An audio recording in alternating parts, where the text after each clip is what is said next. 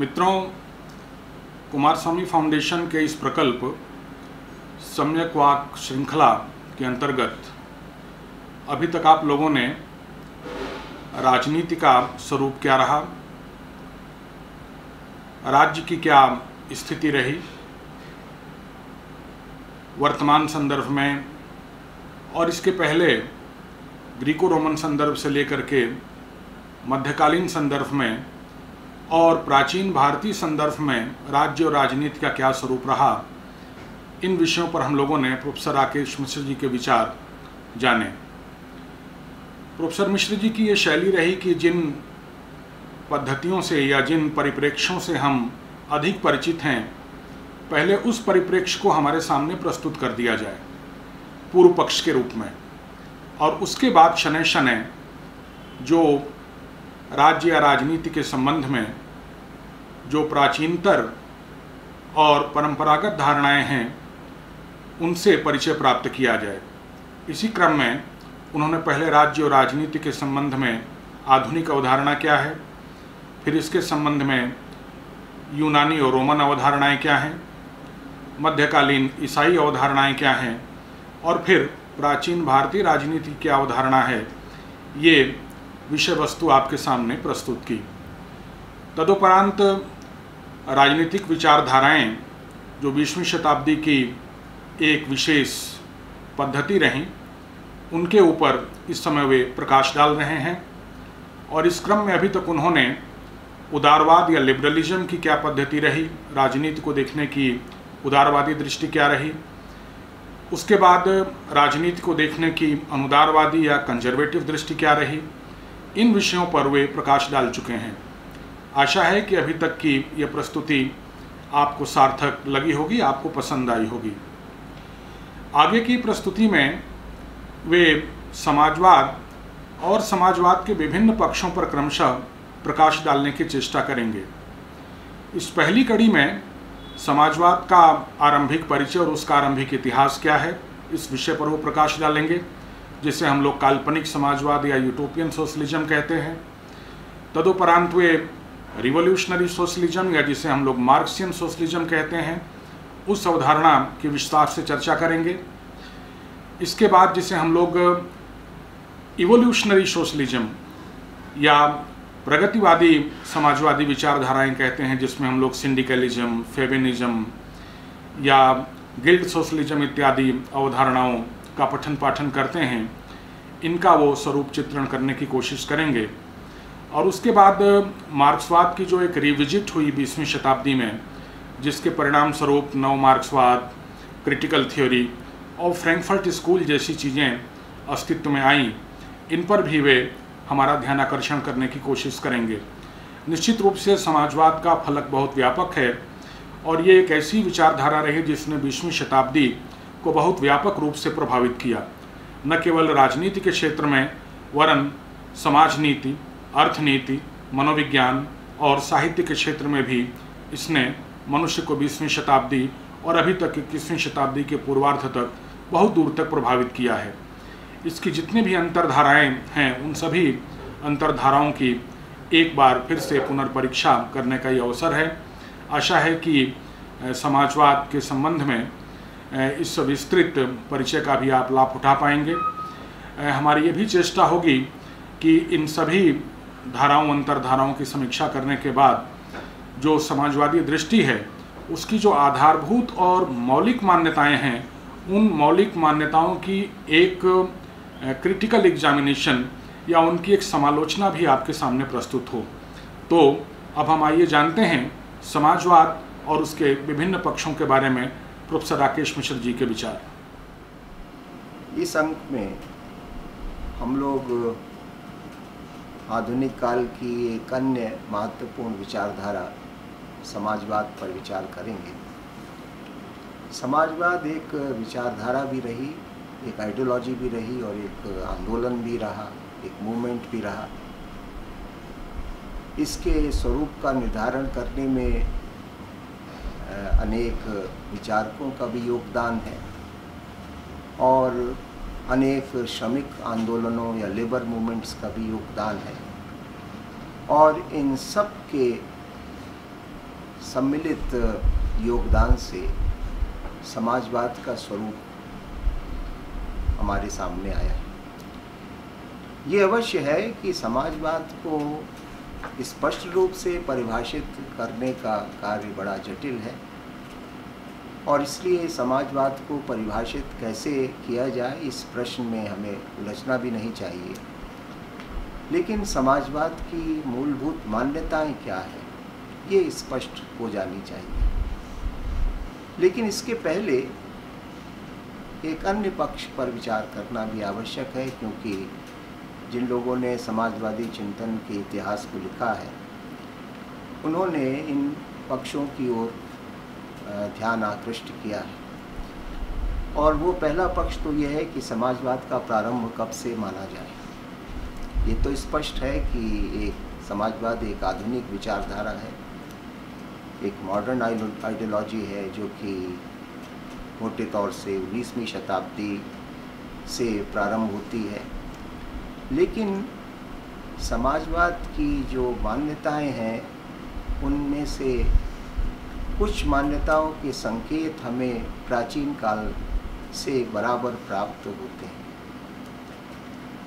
और इसलिए Alexander grey, जिन्होंने सोशलिस्ट एडिशन के नाम से एक बड़ा प्रसिद्ध ग्रंथ लिखा, वो ये मानते हैं कि समाजवाद का एक अस्पष्ट रूप तो हमें ओल्ड टेस्टामेंट और यहूदियों के जो प्रॉफिट हुए हैं मूसा या मोसेस, उनके चिंतन और जीवन में प्राप्त होता है। वो ये भी मानते हैं कि जो अर्ली क्रिश्चियन कम्युनिटीज़ थीं वो अर्ली क्रिश्चियन कम्युनिटीज़ भी सोशलिज़म को किसी न किसी प्रकार से स्वीकार करती थी, मानती थी। एक अन्य बड़े विद्वान हैं मैक्स बियर, उन्होंने कहा है कि प्लेटो और कुछ अन्य ग्रीक दार्शनिकों में भी समाजवाद के कुछ तत्व हमें प्राप्त होते हैं। तो समाजवाद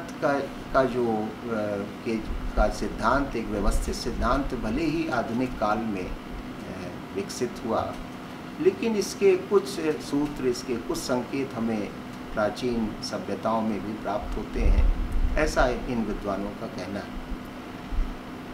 18वीं शताब्दी से पहले भी हमें कुछ ऐसे विद्वानों की रचनाएं प्राप्त होती हैं, जैसे कि थॉमस मोर की जो रचना है, या इंग्लैंड में एक बड़े पूंजीपति ही वो कहे जाएंगे, रॉबर्ट ओवेन। तो रॉबर्ट ओवेन ने एक 1813 में एक किताब लिखी, जिस किताब का जो शीर्षक है वो है न्यू व्यू ऑफ सोसाइटी। इस न्यू व्यू ऑफ सोसाइटी में रॉबर्ट ओवेन ने इंडस्ट्रियल सोसाइटी के आने के बाद, औद्योगिक समाज के आने के बाद जो श्रमिक वर्ग है उसको किन समस्याओं और किन जटिलताओं का सामना करना पड़ रहा है और उसका क्या निराकरण किया जा सकता है, इस विषय पर विचार किया है। तो इसलिए रॉबर्ट ओवेन, जो कि इंग्लैंड के एक बड़े पूंजीपति थे, उन्होंने भी कुछ इस प्रकार के संकेत हमको दिए हैं जिनको कि बाद में सोशलिज्म के रूप में हम क्रिस्टलाइज करते हैं।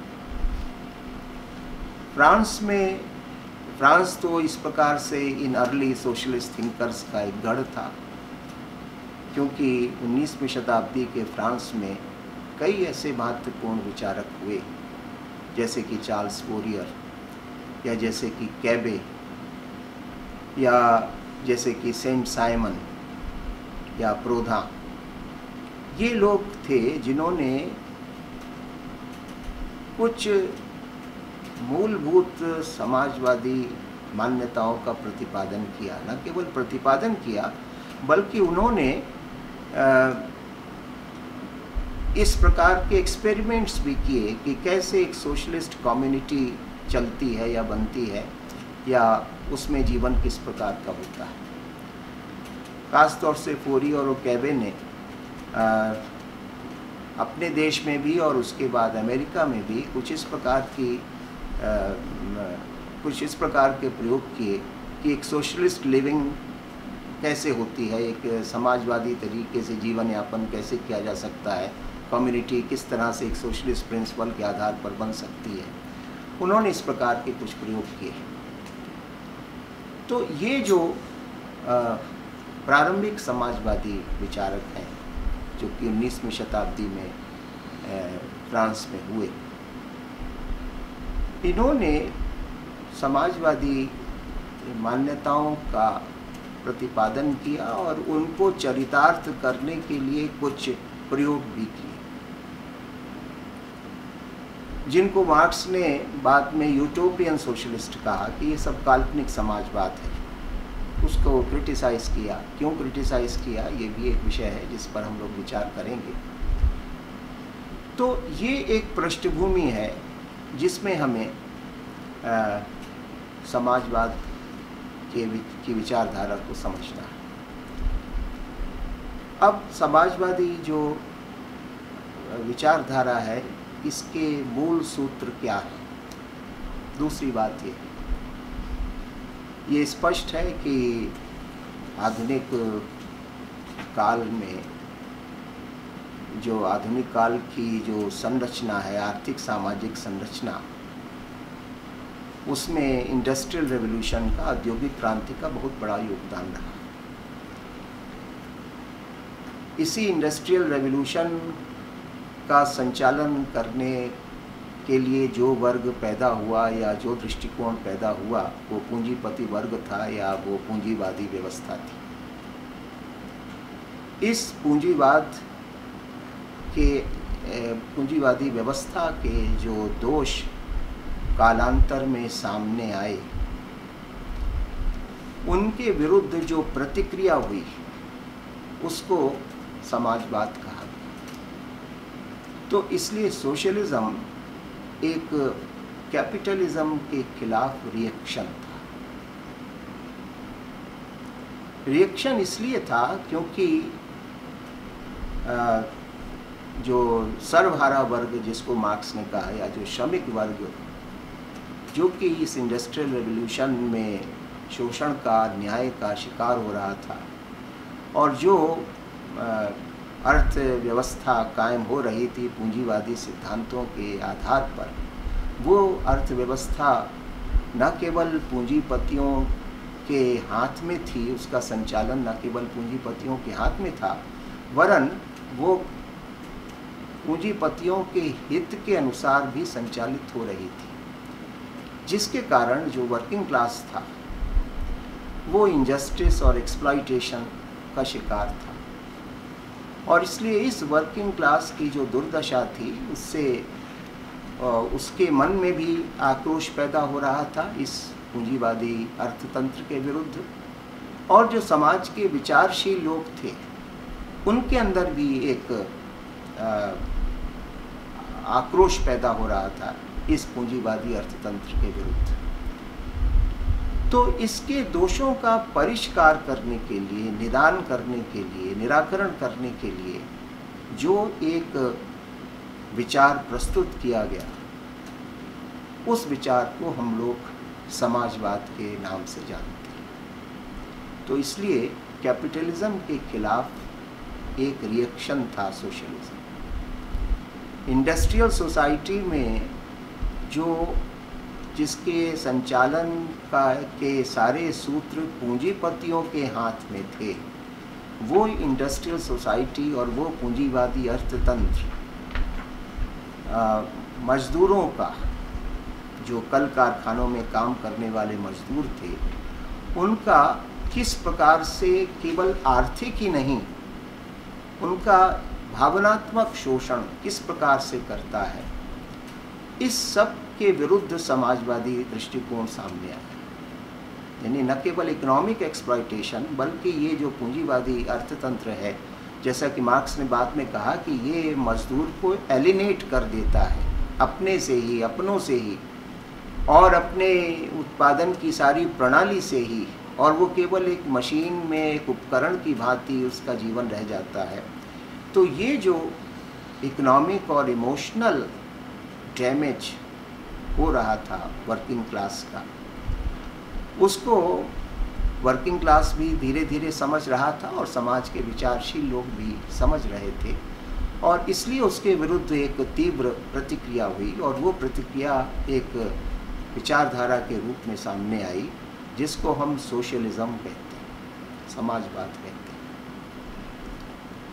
इस समाजवाद के मूल सूत्र क्या है, इसके जो बेसिक प्रिंसिपल्स हैं वो क्या है, और उसको एक बहुत बड़े विद्वान हर्नशाह ने बड़े अच्छे तरीके से कहा है कि ये जो सोशलिज्म है वो 6E में विश्वास करता है, यानी ई से, अंग्रेजी का लेटर ई से शुरू होने वाले 6 सिद्धांत इसके हैं, मूल सिद्धांत हैं सोशलिज्म के। पहला ई तो ये है, वो कहते हैं कि सोशलिज्म का मतलब ये है कि सोशलिज्म व्यक्ति से उच्चतर कम्युनिटी को मानता है, सोसाइटी को मानता है, exaltation of society over the individual. पहली बात तो ये, इसीलिए इसको सोशलिज्म कहा जाता है, क्योंकि जो कैपिटलिज्म या जो लिबरलिज्म का विचार है वो इंडिविजुअल प्रॉफिट उसका मोटिव है, उसका लक्ष्य है। लेकिन सोशलिज्म कहता है कि इंडिविजुअल गेन नहीं, इंडिविजुअल का प्रॉफिट नहीं, बल्कि सोसाइटी का कल्याण, समाज का कल्याण, ये लक्ष्य होना चाहिए किसी भी विचारधारा का, किसी भी समाज व्यवस्था का, किसी भी अर्थव्यवस्था का। तो इसलिए हर्नशाह कहते हैं कि इसका पहला सूत्र सोशलिज्म का है कि इंडिविजुअल से सोसाइटी का जो इंडिविजुअल से ज़्यादा महत्व सोसाइटी का होता है, exaltation of society over the individual. पहला सूत्र तो इसका ये। दूसरी बात वो कहते हैं इक्वलाइजेशन ऑफ ह्यूमन कंडीशन, क्योंकि औद्योगिक क्रांति के बाद जो अर्थतंत्र, जो समाजतंत्र कायम हो रहा था उसमें घोर विषमता थी। तो ये जो समाजवाद है वो इस विषमता का विरोधी है, और ये कहता है कि समाज में संसाधनों की दृष्टि से, अवसरों की दृष्टि से यथासंभव समानता होनी चाहिए।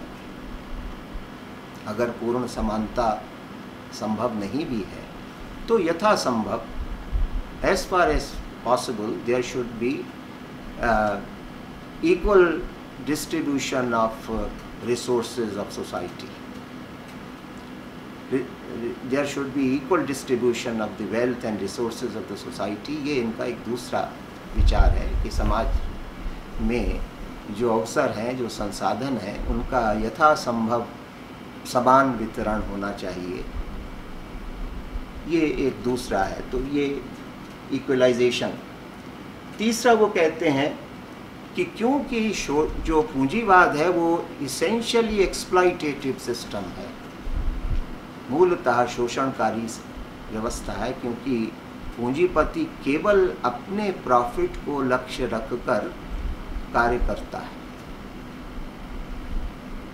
और जैसा कि एडम स्मिथ ने कहा कि जो कि इस पूंजीवाद का, इस उदारवाद का बहुत बड़ा प्रवर्तक था, बहुत बड़ा समर्थक था, कि अगर किसी कैपिटलिस्ट का प्रॉफिट होगा तो देर सवेर उससे समाज का भी लाभ होगा, जिसको इनविजिबल हैंड आर्गुमेंट उसने कहा कि ये नहीं कि जो कैपिटलिस्ट का प्रॉफिट है वो केवल उसका प्रॉफिट है, उसका प्रॉफिट बढ़ेगा तो समाज की समृद्धि भी, समाज की संपन्नता भी बढ़ेगी।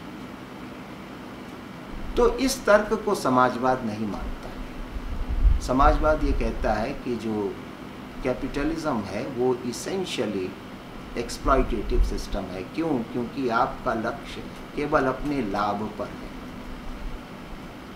और अपने प्रॉफिट को आप मैक्सिमाइज करना चाहते हैं, और उस मैक्सिमाइज करने के लिए आप जो श्रमिक है और जो समाज के दूसरे संसाधन हैं उनका भरपूर शोषण करते हैं, उनका मैक्सिमम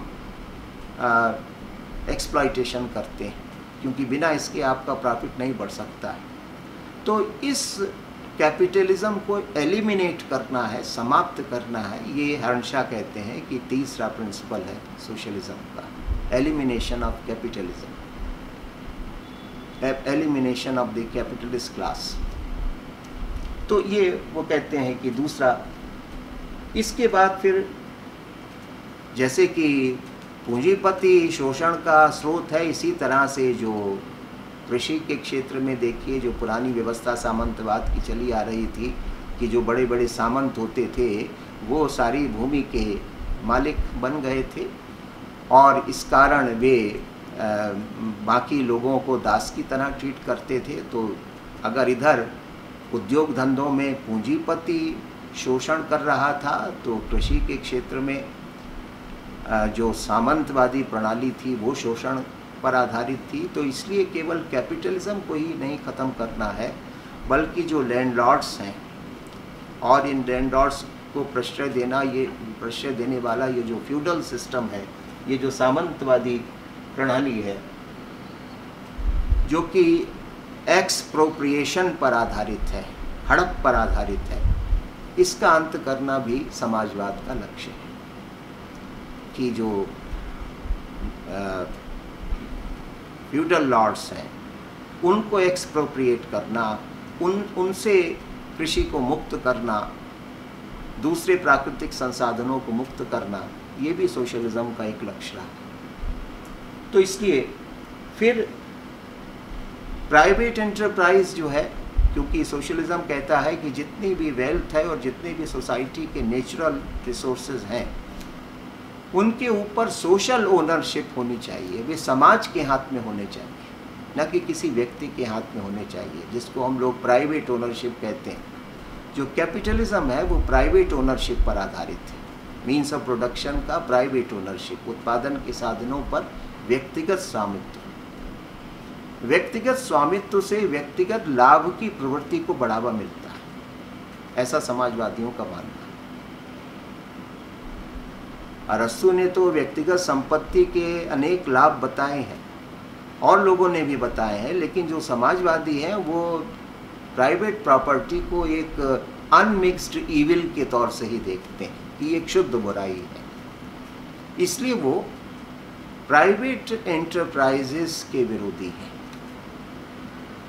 निजी उद्योग धंधों के विरोधी हैं और उनका ये मानना है कि जो समाज की संपत्ति है, संसाधन है, ये सब समाज के हाथ में होने चाहिए, राज्य के हाथ में होना चाहिए। और जब राज्य इनका संचालन करेगा तो सबके कल्याण की दृष्टि से इनका संचालन होगा और समाज में जो विषमता है वो पैदा नहीं होगी। प्राइवेट एंटरप्राइजेस जो हैं वो इनइक्वालिटी को बढ़ाने वाले होते हैं, लेकिन जब सोशल ओनरशिप होगी, कलेक्टिव ओनरशिप होगी मीन्स ऑफ प्रोडक्शन की, तो समाज में विषमता दूर होगी और समाज में संसाधनों का समुचित वितरण या समान वितरण संभव हो पाएगा। तो इसलिए जो सोशलिज्म है वो इस बात पर भी बल देता है कि जो प्राइवेट एंटरप्राइजेज हैं उनका एक्सटेंशन होना चाहिए, उनका अंत होना चाहिए। और जो छठा मूल सिद्धांत समाजवाद का है, जैसा कि हमेशा मानते हैं, वो है इरेडिकेशन ऑफ कंपटीशन। क्योंकि उनका कहना है कि पूंजीवाद स्वतंत्र प्रतियोगिता के सिद्धांत पर आधारित है। पूंजीवाद ये मानता है कि फ्री कंपटीशन, फ्री ट्रेड, और इस कंपटीशन को और इस इकोनॉमिक एक्टिविटी में स्टेट को, सोसाइटी को कोई इंटरफेयर नहीं करना चाहिए, उसमें किसी प्रकार का हस्तक्षेप नहीं करना चाहिए। एक नेचुरल लॉ है प्रकृति का, एक स्पॉन्टेनियस तरीके से, जिसको आजकल हम लोग कहते हैं मार्केट फोर्सेस का एक अपना लॉजिक होता है और वो सही दिशा में बढ़ता है, उसको डिस्टर्ब करने की, उसमें इंटरफेयर करने की कोशिश नहीं करनी चाहिए। जितना स्वतंत्र प्रतियोगिता होगी उतना ही तीव्र गति से विकास होगा और उतनी ही समाज की समृद्धि बढ़ेगी, क्योंकि जो श्रेष्ठ है वो स्वतंत्र प्रतियोगिता में आगे बढ़ेगा और उसके आगे बढ़ने से, उसकी श्रेष्ठता से समाज को भी लाभ होगा। समाज का जो प्रोडक्शन है, जो सोसाइटी की जो वेल्थ है, उसमें वृद्धि होगी और अंततः इसका लाभ समाज को भी मिलेगा। इस कंपटीशन को अगर हम लिमिट करने की कोशिश करेंगे तो उससे होगा कि दुर्बलों की वृद्धि होगी, और दुर्बलों की वृद्धि होने के कारण समाज में जो संपन्नता है, जो समृद्धि है, उसका विकास, उसकी वृद्धि बाधक होगी। तो इसलिए उनका ये मानना है कि किसी भी तरह से कंपटीशन को लिमिट करने की, कंट्रोल करने की, चेक करने की कोशिश राज्य और समाज को नहीं करनी चाहिए।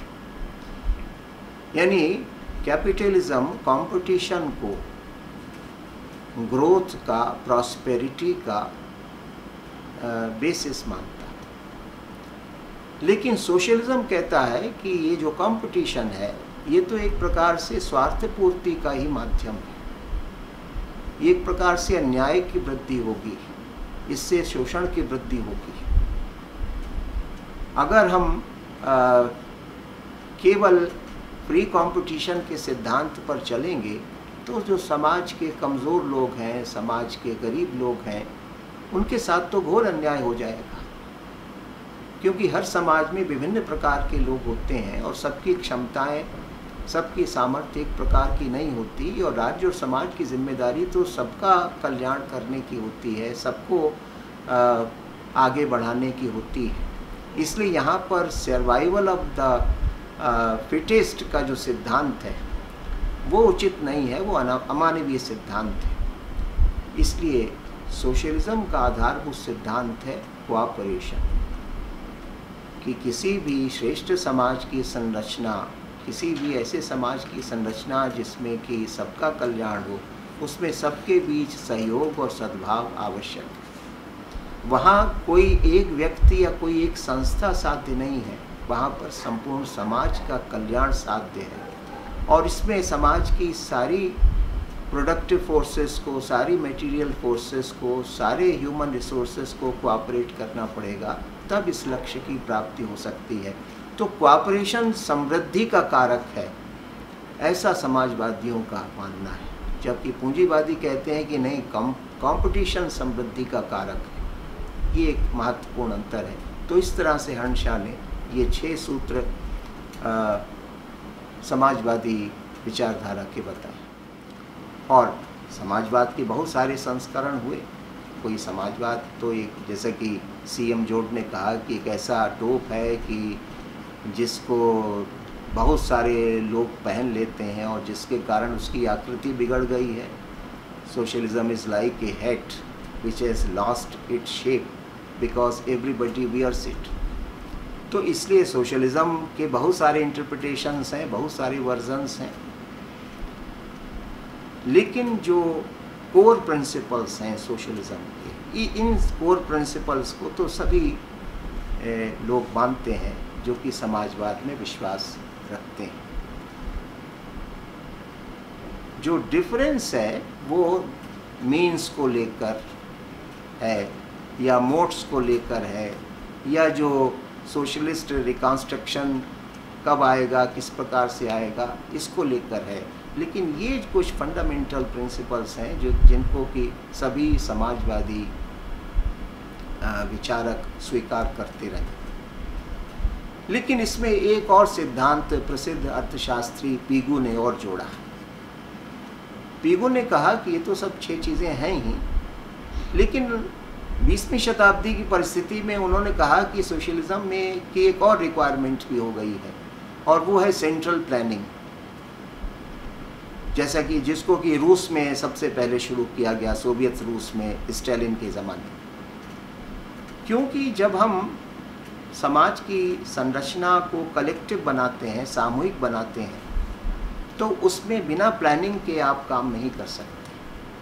कि जो समाज के तमाम मटेरियल, नेचुरल रिसोर्सेज हैं, ह्यूमन रिसोर्सेज हैं, सबको हमको समाज के कल्याण की दृष्टि से प्रयोग करना है, तो उनका जो एफिशिएंट या जो ऑप्टिमल यूज़ है वो तभी हो सकता है कि जब एक प्लान बना के इस काम को किया जाए। इसलिए जो सोवियत संघ में जो साम्यवादी व्यवस्था स्थापित हुई स्टालिन के दौर में, उसके समय से एक सोशलिस्ट जो आइडियोलॉजी है उसके साथ सेंट्रल प्लानिंग का विचार भी अनिवार्य रूप से जुड़ गया, और इस विचार को दूसरे देशों ने भी अंगीकार किया जो लोग कि समाजवाद में विश्वास करते हैं। भारत जो कि समाजवाद को पूरी तरह तो नहीं, लेकिन नेहरू के समय जो मिक्स्ड इकोनॉमी का जो मॉडल हमने भी स्वीकार किया, उसमें भी सेंट्रल प्लानिंग का विचार हमने स्वीकार किया, क्योंकि उनका मानना था कि एक सोशलिस्ट सोसाइटी की संरचना अगर एक ब्रांड तरीके से की जाएगी तभी वो ठीक से हो सकती है। तो इसलिए पीगू का मानना है कि सेंट्रल प्लानिंग भी सोशलिज्म की एक पहचान बन गई है, सोशलिज्म की एक डिस्टिंग्विशिंग फीचर बन गई है, और एक प्रकार से समाजवाद के साथ अनिवार्य रूप से जुड़ गई। तो ये सब जो मान्यताएं हैं, ये सब मान्यताएं समाजवादी चिंतन, समाजवादी विचारधारा के आधारभूत सिद्धांत रहे। कहने का आशय ये है कि समाजवाद पूंजीवादी व्यवस्था के जो दोष हैं, और जो कि जैसा कि मैंने पहले से बताया कि पूंजीवादी व्यवस्था को दो दृष्टियों से वो अत्यंत दोषपूर्ण मानते हैं। एक तो उसमें आर्थिक शोषण होता ही है, उनको उचित मजदूरी नहीं मिलती, उनसे लंबे समय तक काम लिया जाता है, काम के घंटे तय नहीं, उनको सामाजिक सुरक्षा नहीं, और बच्चों से महिलाओं से भी बहुत ही कठोर प्रकार का श्रम लिया जाता है। ये तो सब उसकी शोषण के, आर्थिक शोषण के प्रकार हैं ही, लेकिन आर्थिक शोषण के साथ साथ जो पूंजीवाद में हमारी मानवीयता का अपमान होता है, जिसको मार्क्स ने एलिनेशन के सिद्धांत के द्वारा स्पष्ट किया, जो हमारा इमोशनल एक्सप्लॉयटेशन होता है कि कैपिटलिस्ट सिस्टम हमको भावनात्मक रूप से तोड़ देता है, हम मनुष्य नहीं रह जाते। क्यों? क्योंकि हम अपने से, अपने परिवार से, अपने कार्य से, सबसे हमारा एक प्रकार से अलगाव हो जाता है, दूरी हो जाती है।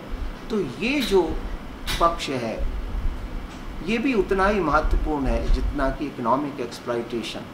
तो इसलिए सोशलिज्म ये मानता है कि जो कैपिटलिस्ट सोसाइटी है, जो कैपिटलिस्ट इकोनॉमी है, वो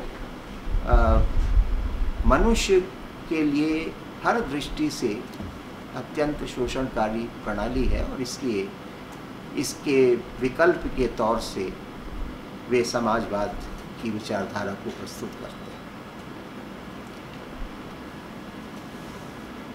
अब ये जो दृष्टिकोण आया समाजवाद का,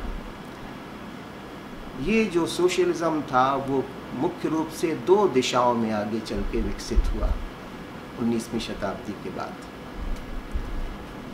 और इसके लिए जो एक प्रकार से दायित्व है, वो इसका दायित्व मार्क्स के ऊपर रखा जा सकता है कि सोशलिज्म दो डायरेक्शंस में डेवलप हुआ आगे चल के। एक तो इवोल्यूशनरी सोशलिज्म, जिसको कहा गया विकासवादी समाजवाद, जिन्होंने माना कि समाजवाद शांतिपूर्ण, लोकतांत्रिक, क्रमिक तरीकों से स्थापित किया जा सकता है, और ये जो इवोल्यूशनरी सोशलिज्म है, इसके अंदर भी बहुत सारे वर्जन्स आए, बहुत सारे संस्करण आए। और दूसरा, जिसको कि हम रेवोल्यूशनरी सोशलिज्म के नाम से जानते हैं, जिसका श्रेय मार्क्स को जाता है, जिसको क्रांतिकारी समाजवाद कहते हैं, कि नहीं, शांतिपूर्ण या लोकतांत्रिक या क्रमिक तरीके से समाजवाद की स्थापना संभव ही नहीं है। जब तक क्रांति नहीं होगी तब तक समाजवाद स्थापित हो ही नहीं सकता, बिना क्रांति के पूंजीवाद समाप्त हो ही नहीं सकता।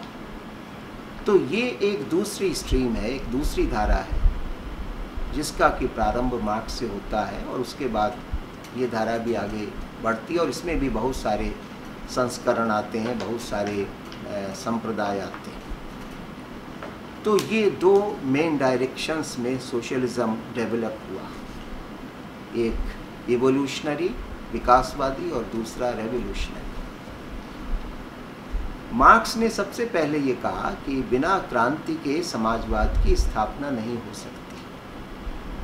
हालांकि कुछ एनार्किस्ट भी उस समय इस प्रकार का विचार प्रस्तुत कर रहे थे, लेकिन जिस सिस्टमेटिक तरीके से मार्क्स ने, या जिसको उसने कहा कि जिस साइंटिफिक तरीके से हम रेवोल्यूशन को अवश्यंभावी सिद्ध कर रहे हैं, वैसा कोई दूसरा नहीं कर रहा।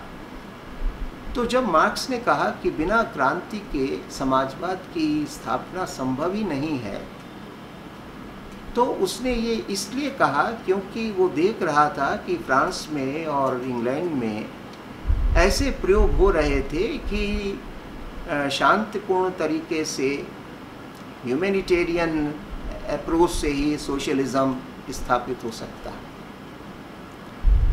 ऐसी अप्रोच वालों की उसने कटु आलोचना की और उन्होंने, मार्क्स और एंगल्स ने एक पुस्तक की भी रचना की कि सोशलिज्म यूटोपियन एंड साइंटिफिक, जिसमें उन्होंने अपने सोशलिज्म को साइंटिफिक कहा और उस समय के जो सोशलिस्ट थे जिनका कि अभी उल्लेख किया, जैसे फोरियर थे या कैबे थे या सेंट साइमन थे या रॉबर्ट ओवेन थे, इनके सोशलिज्म को उसने यूटोपियन कहा, काल्पनिक कहा। ये स्वप्नदर्शी लोग हैं, ये समाजवाद के सुंदर सपने देख रहे हैं। एक समाजवादी समाज का एक आदर्श चित्र तो प्रस्तुत कर रहे हैं, लेकिन उसकी प्राप्ति कैसे हो, इसके लिए इनके पास कोई वैज्ञानिक उपाय नहीं। ये समझते हैं कि पूंजीपतियों का हृदय परिवर्तन करके ये समाजवाद की स्थापना हो जाएगी, यानी हम पूंजीपतियों से अपील करेंगे, उनका हृदय द्रवित हो जाएगा और वे समाजवाद की स्थापना कर देंगे, या उनके ऊपर कुछ मॉरल प्रेशर होगा, कुछ नैतिक दबाव डाल के हम समाजवाद की स्थापना कर सकते हैं, या कुछ एक्सपेरिमेंट्स करेंगे और वो एक्सपेरिमेंट्स मॉडल का काम करेंगे और उससे लोग प्रभावित हो जाएंगे और धीरे धीरे उस मॉडल को सभी लोग अडॉप्ट कर लेंगे और पूरी सोसाइटी सोशलिस्ट सोसाइटी हो जाएगी। तो मार्क्स ने कहा कि ये जो इनका ये जो तरीका है, ये एक यूटोपियन तरीका है, ये लोग काम ख्याली में जी रहे हैं। सोशलिज्म इस तरह से आने वाला नहीं है, क्योंकि पूंजीपति जो है वो अपने स्वार्थ को त्यागने वाला नहीं। आप उससे मॉरल अपील करें तो वो थोड़ा बहुत अपने मुनाफे का 10-5% उनके कल्याण पे खर्च कर देगा, लेकिन सोसाइटी का जो इसेंशियल कैरेक्टर है वो इससे बदलने वाला नहीं। और जो आप एक्सपेरिमेंट्स कर रहे हैं कम्युनल लिविंग का, सोशलिस्ट लिविंग का, तो वो एक्सपेरिमेंट कहाँ सफल होने वाला है। आपके आसपास सब पूरा जो समाज, पूरी जो व्यवस्थाएं हैं वो कैपिटलिस्ट हैं, उसमें अगर 100-50 लोग सोशलिस्ट लिविंग का एक्सपेरिमेंट कर रहे हैं तो वो कितने दिन चलेगा। इसलिए उसने कहा कि ये लोग सुंदर फूलों का स्वप्न तो देखते हैं, लेकिन उस फूल को प्राप्त करने से पहले उसके पेड़ को ठीक से कैसे तैयार किया जाए, लगाया जाए, ये इनको पता नहीं। तो इसलिए ये लोग कल्पना लोक में जी रहे हैं। उनका जो भाव है वो अच्छा है, लेकिन इस भाव से कुछ हासिल होने वाला नहीं। सोशलिज्म इस तरह से आने वाला नहीं। सोशलिज्म जो है वो इस सोशल कैपिटलिज्म के खिलाफ मॉरल इंडिग्नेशन सफिशिएंट नहीं है। सोशलिस्ट सोसाइटी का चित्रण कर देना पर्याप्त नहीं है, बल्कि आपको एक साइंटिफिक टेक्निक, एक साइंटिफिक मेथड देखना पड़ेगा जिससे कि इसकी रचना हो सके, स्थापना हो सके। और मार्क्स ने ये दावा किया कि मैंने समाज और इतिहास का विश्लेषण करके, उसका गहन अध्ययन करके वो मार्ग ढूंढा है, वो उपाय समझ लिया है कि जिसको अपनाकर समाजवाद की स्थापना निश्चय ही हो जाएगी, इसमें किसी को कोई डाउट नहीं होना चाहिए। क्योंकि अगर इस टेक्निक को, जो रेवोल्यूशनरी टेक्निक उसने बताई, जो उसने साइंटिफिक टेक्निक बताई, कि अगर इस टेक्निक को हम ठीक से समझ लें, अगर हम समाजों के इतिहास को ठीक से समझ लें, तो उसी इतिहास में हमें वो पद्धति, वो रणनीति प्राप्त हो जाती है कि जिसको अपनाकर हम समाजवाद की स्थापना कर सकते हैं। तो इसलिए उसने कहा कि हम लोग केवल आदर्श ही प्रस्तुत नहीं कर रहे हैं, बल्कि उस आदर्श की उपलब्धि के लिए सटीक उपाय क्या है उसका भी प्रतिपादन कर रहे हैं। और इसलिए हमारी जो अप्रोच है वो साइंटिफिक है, हमारा जो सोशलिज्म है वो साइंटिफिक है, ऐसा मार्क्स का दावा था। हालांकि हम लोग ये भली प्रकार से जानते हैं कि मार्क्स के इस दावे के ऊपर स्वयं मार्क्सवादियों के अंदर ही बहुत सारे प्रश्न बाद में उपस्थित हो गए, और ये कहा जाने लगा कि उसकी जो साइंस की परिभाषा है वही बड़ी दोषपूर्ण है। जो उसने साइंस का जो व्यू लिया वो बहुत ही सीमित और दोषपूर्ण व्यू है विज्ञान का। वो विज्ञान को ठीक से स्वयं नहीं समझता था, और अगर उसकी अप्रोच साइंटिफिक थी तो सोशलिज्म फिर क्यों नहीं स्थापित हो पाया, या स्थापित होकर क्यों भंग हो गया। तो इसलिए मार्क्स के बाद के मार्क्सवादियों ने मार्क्स के इस विचार के ऊपर बड़े गहरे प्रश्न चिन्ह लगाए हैं। लेकिन उस समय मार्क्स का ये कहना था कि नहीं, जो हम सोशलिज्म जिसका प्रतिपादन कर रहे हैं वो साइंटिफिक सोशलिज्म है, और हमसे पहले के ये लोगों का जो प्रतिपादन है वो एक काल्पनिक प्रतिपादन है, उससे कुछ हासिल होने वाला नहीं। तो इस तरह से ये एक, जिसको कहते हैं कि अर्ली सोशलिज्म का स्वरूप कुछ इस प्रकार का था। समाजवादी चिंतन के इतिहास में मार्क्स का आगमन एक बहुत बड़ी घटना है, क्योंकि मार्क्स के चिंतन ने बहुत गहरा प्रभाव विश्व इतिहास पर डाला है। केवल यूरोप पर नहीं, बल्कि एशिया, अफ्रीका और अमेरिका के देशों पर भी। और मार्क्स का प्रभाव केवल राजनीति के क्षेत्र में नहीं पड़ा, केवल अर्थव्यवस्था के क्षेत्र में नहीं पड़ा, बल्कि मार्क्स ने समाज रचना को, कला को, संस्कृति को, जीवन के सभी पक्षों को मार्क्स और मार्क्स के चिंतन ने प्रभावित किया।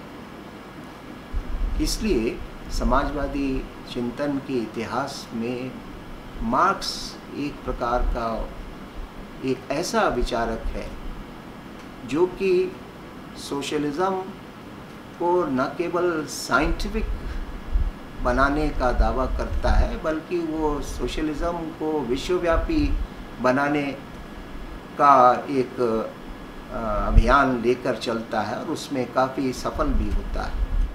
कोई बहुत दीर्घजीवी नहीं रही, लेकिन फिर भी उसके विचारों ने, उसके सिद्धांतों ने बहुत सारे देशों को प्रभावित किया, बहुत सारे देशों को सीधे रूप में प्रभावित किया, बहुत सारे देशों को अप्रत्यक्ष रूप से प्रभावित किया। इसलिए मार्क्सवाद या मार्क्सियन सोशलिज्म एक बहुत ही महत्वपूर्ण आधुनिक विचारधारा है, और इस विचारधारा के मूल स्वरूप पर, उसके मूल सिद्धांतों पर अब हम लोग आगे विचार करें।